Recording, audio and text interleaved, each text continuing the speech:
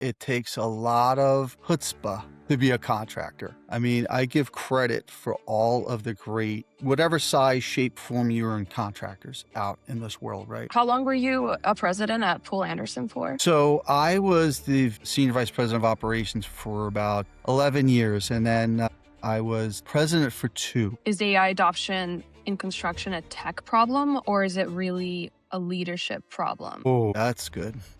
You really challenging me here. It's both, right? Contractors are not technology companies. They're there to build. They're about their people. They're about managing their risk, making profit, to power their businesses, to bring in wealth and to support the culture, the family of the business. I think software companies are doing a great job. The challenge is in the last decade plus, it's been flooded with technology. And that's the challenge that contractors face, right? There's anxiety on, it's like getting a new iPhone, right? It's the minute you get a new iPhone, the next version comes out and you're like, wait a minute, what's the new one have that mine doesn't have? What should construction leaders stop pretending is working right now? Stop pretending is working. I think, and I'm going to be honest with you.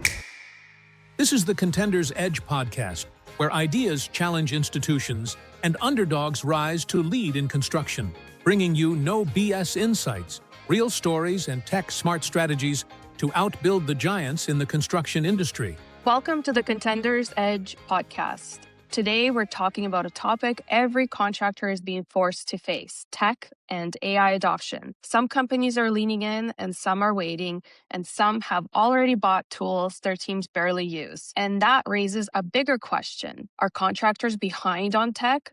Or has construction tech failed to fit the way contractors work? Joining us today is John Lehmann, former president at Anderson Poole. John brings the leadership perspective, the field perspective, and the business perspective. We're going to talk about why adoption fails, what contractors get wrong when they roll out their new systems, where AI can create value right now, and what leaders need to fix before another tool gets added to the pile. John, welcome, and tell us a bit about your background. Thank you, Angelina. I'm happy to be here. I'm a recovering contractor. I used to work for Poole Anderson Construction, formerly some other E&R top 400 companies like Gilbane Building Company and whatnot. I'd say it starts from the beginning for me, and I'll keep this short because everyone's story is a little bit long. But I basically grew up in a blue-collar family, carpenters, my father, my grandfather, worked in construction at a young age, concrete construction, roofing, a little bit of everything. And then went on to get my college degree at Penn State University. And then I worked for some major companies, like I mentioned, Gilbane Building Company, Skanska, and a few others. So I got some great training, and it started with the roots, with my family roots, and really grinding and getting in the dirt back as a kid, and then getting into the books, and then, really working the management end and leadership end of it, and later in my career. So spent a few decades, I hate to admit that, but a few decades in the business, and I took over an organization called Jack Miller Network in 2015. It started in the late 80s. Jack built a great community, and that's what I would emphasize: community of people that wanted to collaborate, share best practices, lessons learned, really kind of advance the industry, but advance their companies and their people. And it really resonated with me because I kind of built my career on that philosophy. My wife, Stephanie Schmidt-Lehmann, who is the executive vice president of Associated Builders and Contractors National, she and I took it over in 2015.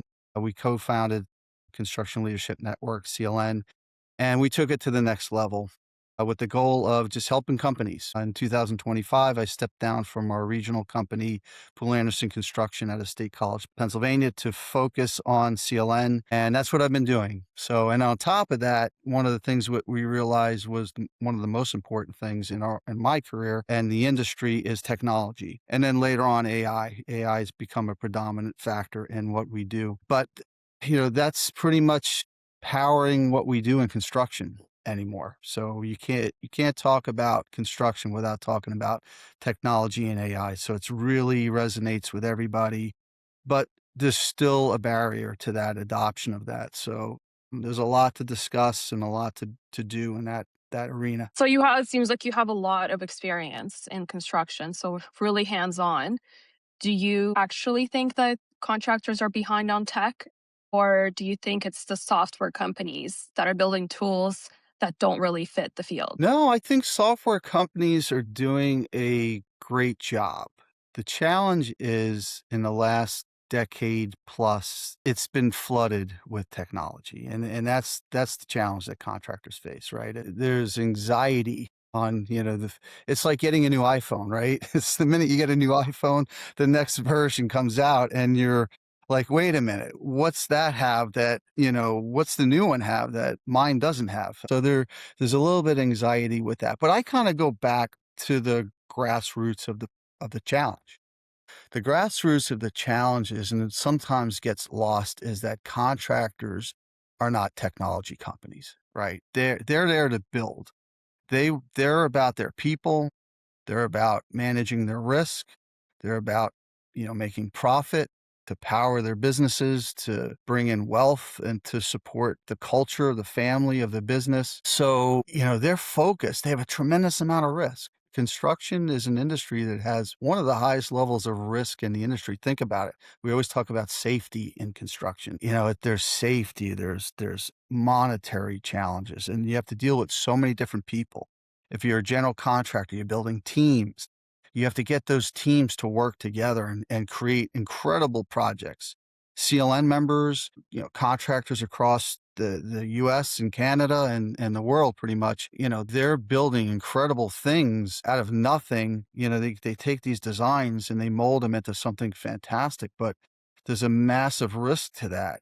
And they have to focus on that. So when technology comes in, there's a large percentage that get it, but in the overall scheme of things, it's not adopted as much because, contractors, they start to pull back when they realize that the effort that you have to put into adopting, implementing, trusting these products, but not only that, but get the buy-in from the people in the field or the buy-in from management, right? And you got to keep it going. You can't just, procure something and just wind it up and think it's going to go.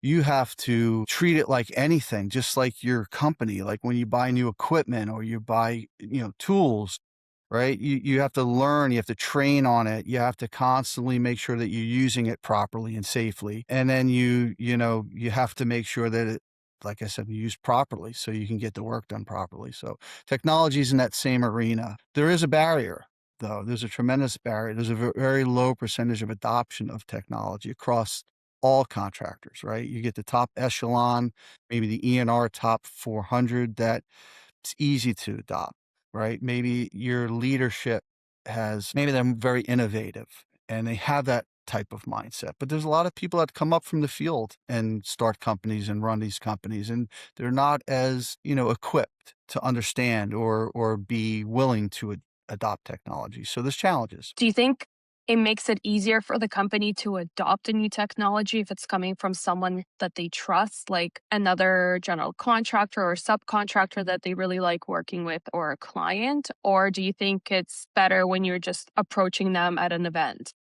That is a powerful question. Trust is a major factor in the technology world. There's been some failures. So what I will say about the technology industry, and this is probably going back a decade or so ago, there was a lot of people advancing technology and it was failing people. I've had it. I've procured and utilized some of the best technology in the industry, and I've had failures in adoption. All right. And it came down to trust, right? I wasn't getting what I was sold. And I don't mean just from the implementation. It's in some cases, I didn't get to the implementation part of it because the implementation part failed at the implementation stage.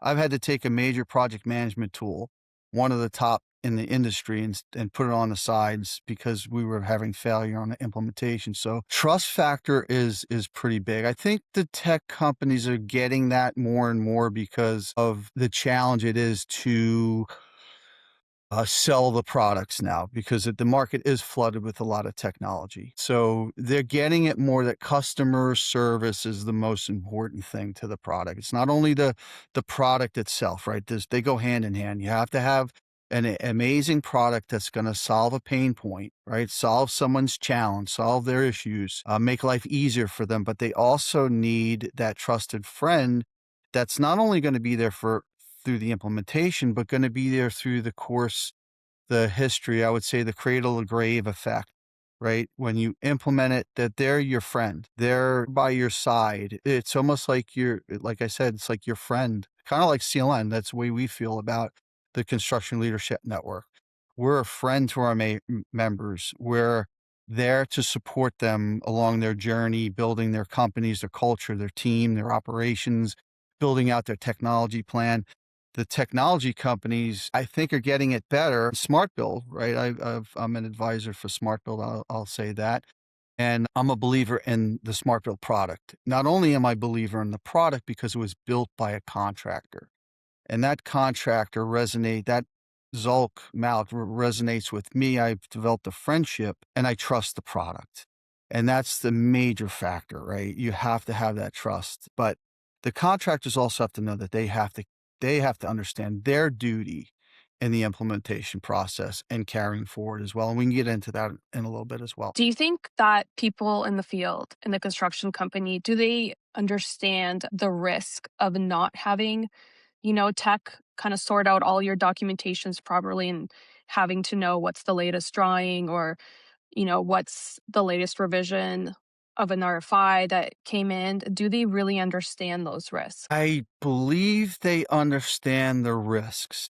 Okay. It's how you go about utilizing that information in the products. And it comes from the top down. It comes from leadership on down, right? I think most contractors and field people understand that you've got to use the most late and up-to-date documentation. Are they aware that they can have better efficiency on how they get that information? I think is the greater challenge of, some people are still using paper, right? Some people are still using just rudimentary documents that we've used 20, 30 years ago. And some people are successful and can do that. But I think now as time goes by and there's more, as the world evolves, right? Innovation evolves. Products are getting easier to use. They're getting easier to implement. Younger generations are coming up and they're seeing that, and they're using technology and AI at a younger age, and they're using them as kids in high school and college, right? So now the older generations of leadership need to start preparing for that next level, the next version of what our companies are going to be, what the field is going to look like, what the management teams are going to look like. How do we effectively communicate and execute the work? So I believe that most people understand the risk of not having the right documents. The key is going to become how the leadership moves in this industry of these companies.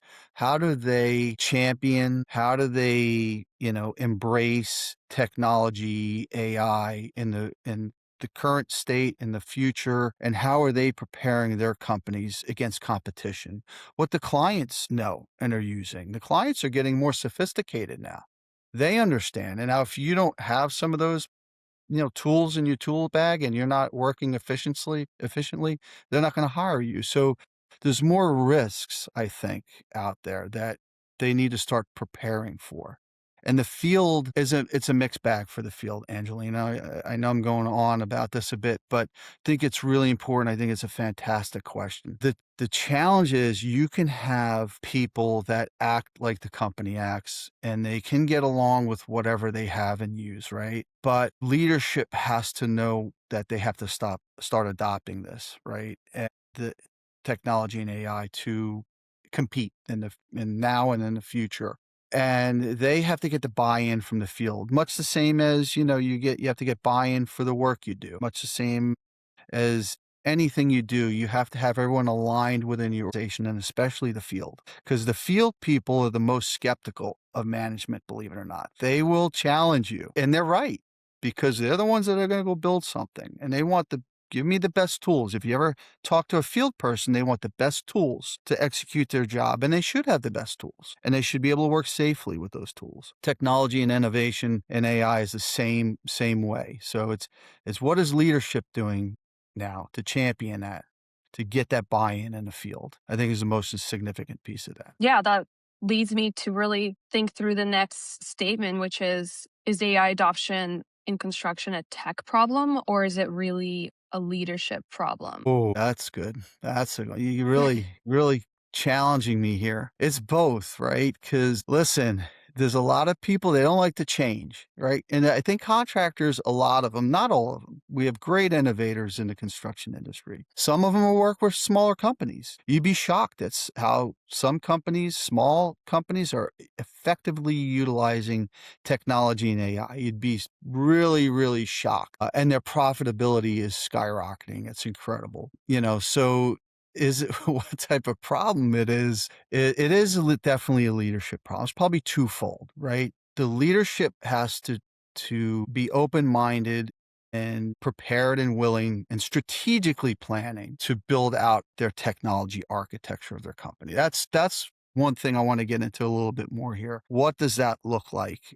And we'll get to that in a little bit. But right now is if they're not embracing it and they're going to implement I've seen the failures happen, right? The failures happen quite often. There's many levels of failure, but I see it quite often where a contractor brings in a new technology. They like it. The owner or the executive leadership likes it. The team gets the training and they don't take it any further. They just assume that the field and the management team knows how to utilize it and they're good. They should be utilizing it. And meanwhile, they're not utilizing it. And once you start digging into it, you realize that they're not taking it any further or they're not using 3/4 of it. I've seen it recently where contractors adopted it.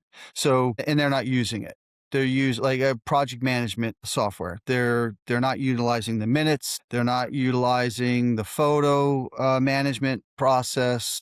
There was so many different things that a contractor recently they were utilizing the product to pull in the drawings, to do some RFIs and things of that nature, but they weren't using the other major categories that you can effectively utilize the product for to execute your work. So if the leadership isn't on board and pushing it, that's a major failure right there. And it's going to fail.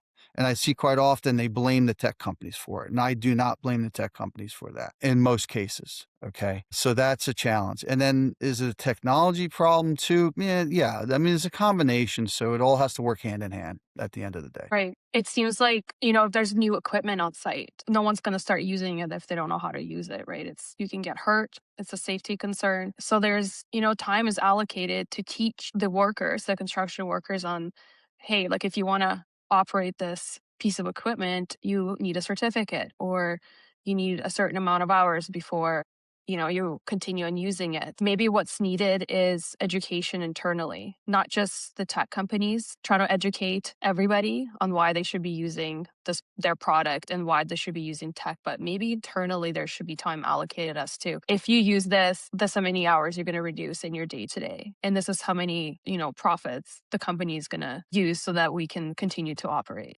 Yeah, that's very good. Yeah, absolutely, Angelina. You hit a note right there. It starts with, the culture of things, right? And you need to have a training philosophy within your organization. And you're right? You train on equipment, right? You have to train on equipment. By law, you have to train on, certain things. OSHA requires us to train on, various equipment and whatnot. And the same thing goes for anything you do, right? I mean, if you're doing something with your organization, you typically have policies and procedures, right? And you should be training on those, whether you have standard operating procedures, SOPs, things of that nature.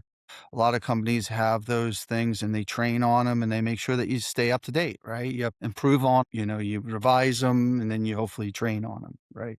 However you do it. Some people use toolbox talks, meetings.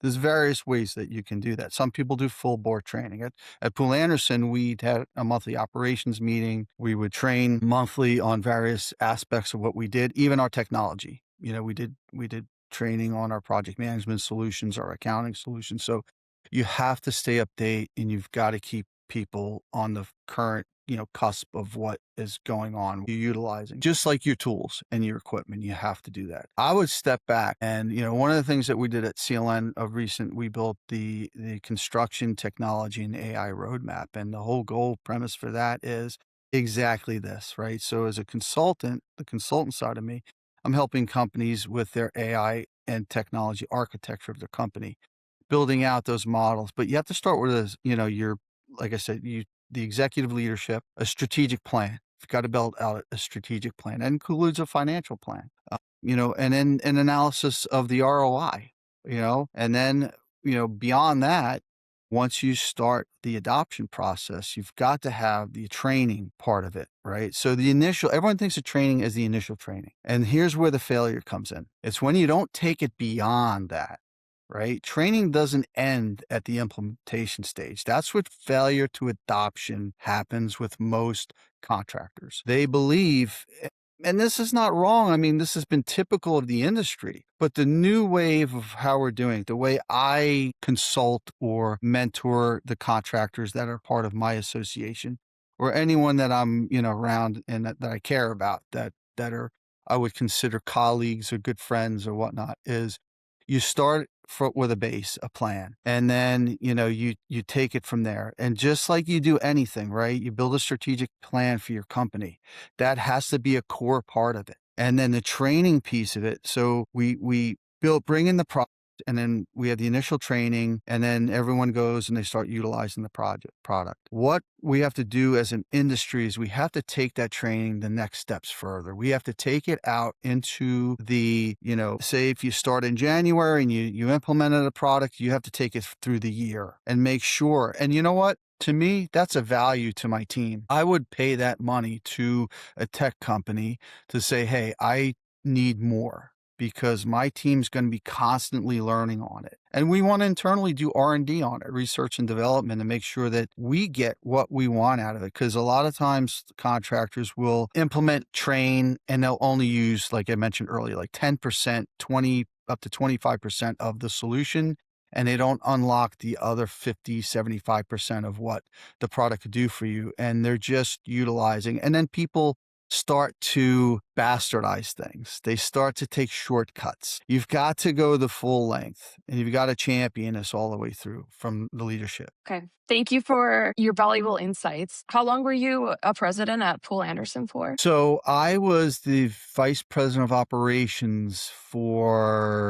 senior vice president of operations for about, boy, I got to remember now, 11 years. And then I was president for 2. And the reason why I would have still been president there, but I really wanted to step out because I saw my calling at CLN and to take it to the next level, to take the association further. And I really wanted to get into the technology arena, advising companies like SMARTBUILD, especially SMARTBUILD. They're my premier technology company. And I want to explain that. The reason why I partnered with Zulk and the SMARTBUILD team is because this is very significant. I paid a lot of money for technology at Poole Anderson, okay? And the unfortunate part was my project management or my operations solution was 80% of my cost, which it is the backbone of the business, right? Your accounting system, your project management solution, maybe your scheduling, your estimating, whatever those are. But the costs were so much more than everything else. And when I met with Zulk and his development team, they showed me the product, and I was blown away at how easy it was to use and user-friendly. And it covered everything that I wanted. Product plus the messaging center was just blew my mind of how you can have all your, emails and everything in your projects, and everything was categorized, and you could build out all your submittals or RFIs. You can translate that into other things right through the messaging center, and you had a full accountability platform.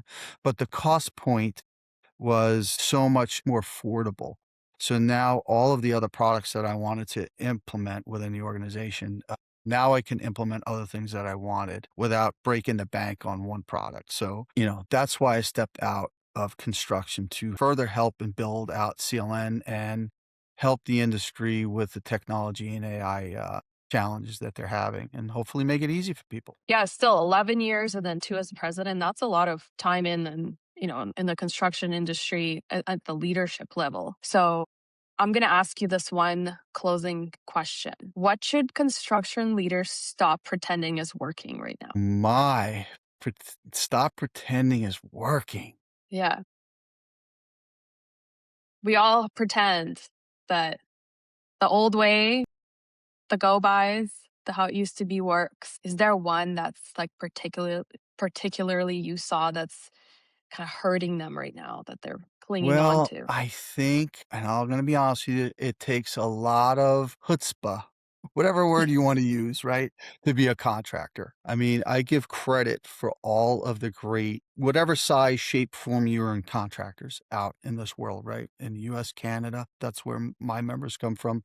At CLN, they take great pride in their companies and they take great pride in what they do. I would say the biggest challenge is that they think they're an efficient, excellent company. And for most part, they are, okay? They're very good companies, quality, great cultures and all of that, but they're not unlocking all their full potential. And that's the blend of the human aspect of things, right? Our people, right? Our companies, our culture with technology and AI. And that's not a setup question. I had no idea that you were going to ask me this, but Yeah. that to me is a big failure. It's a tremendous failure, but it's a tremendous opportunity. And I think we need to relax a little bit and we need to do it safely, right? So the safety and trust is key to all of this. That they have to find the right people. And I hope that CLN and myself can be one of them, right? In the industry, helping contractors identify how they can do whatever it is, right? Culturally, operational excellence, financial excellence, total human health, the safety side, the mental health aspect, especially the technology and AI adoption piece of it, and how they can turn that into the greatest success they could ever have.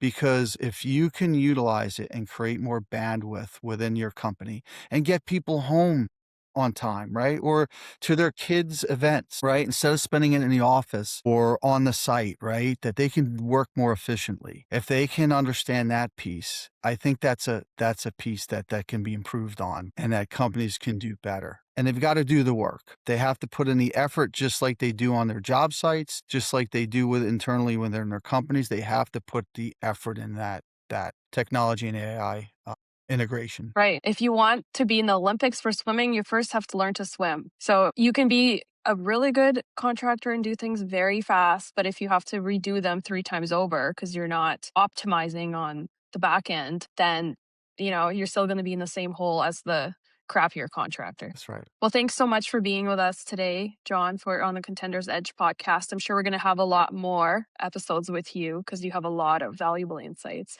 right from the field. So thank you so much, and we'll see you again. Thank you, Angelina. It was my pleasure. Thank you for listening to the Contenders Edge podcast. Make sure to subscribe so you don't miss the next one.